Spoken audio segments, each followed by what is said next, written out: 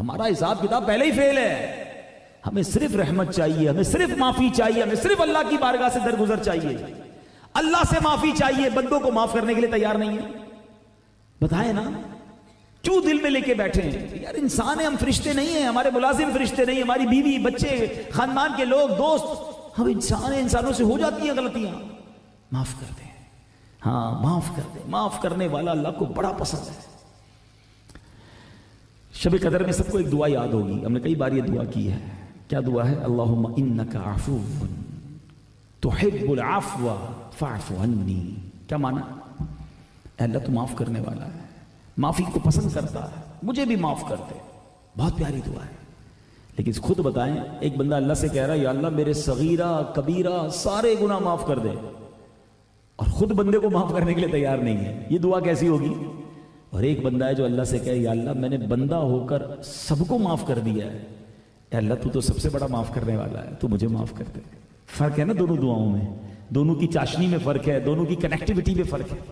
تو آج سے یہ کرنا شروع کرتے ہیں, پھر دیکھیں انشاءاللہ کیسے کرم کے دروازے کھلتے ہیں. ہم جوڑنے کے لیے آئے ہیں, ہم توڑنے کے لیے نہیں آئے. ہم مسلمانوں میں محبتیں پھیلانے کے لیے آئے ہیں. تو یہ آج اپنا ذہن بنا لیں, پھر دیکھیں انشاءاللہ کیسے کیسی برکتیں ملتی ہیں. صدیق اکبر رضی اللہ تعالیٰ عنہ کی کس جو ہے وہ ادا کی طرف جائیں, اور آپ کے کون سی عادت کی بات کروں. آپ کا ایک غلام تھا, ایمان لانے سے پہلے وہ غلام منتر پڑھا کرتا تھا.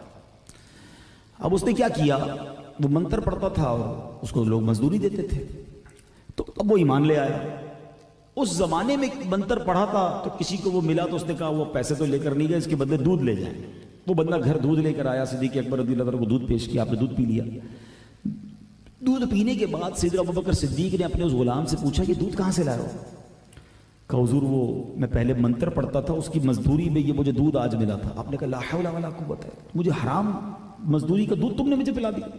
اب آپ نے منہ میں انگلی ڈالی اور کلیاں کی, الٹی کی, اپنی باڈی سے وہ دودھ باہر نکالا اور پھر اللہ کی بارگاہ میں گڑ گڑا رہے ہیں, کہہ رہے یا اللہ جو میری طاقت تھی وہ سارا دودھ میں نے نکال دیا ہے, میرے مولا جو میری رگوں میں رہ گیا تو معاف فرما دے. حالانکہ صدیق اکبر کا اس میں قصور نہیں تھا, آپ کو تو معلوم ہی نہیں تھا, مگر یہ عادت کیا تھی؟ میں تو آپ کو ان کی عادتیں بیان کرنے آیا ہوں نا, کچھ سیکھنا ہے نا میں نے اور آپ نے. عادت کیا تھی کہ ایک قطرہ بھی حرام کا میری باڈی میں نہیں جانا چاہیے. کیا یہ عادت ہماری ہے؟ کیا یہ فیلنگز ہماری ہیں کہ ایک قطرہ, ایک روپیہ, کچھ بھی, ایک ذرہ بھی میری کمائی میں حرام کا نہیں ہونا چاہیے؟ آج تو لوگوں کا مائنڈ سیٹ ہی بدل گیا یار, پیسے آنے چاہیے کہیں سے بھی آئیں, بس جناب آگے بڑھنا.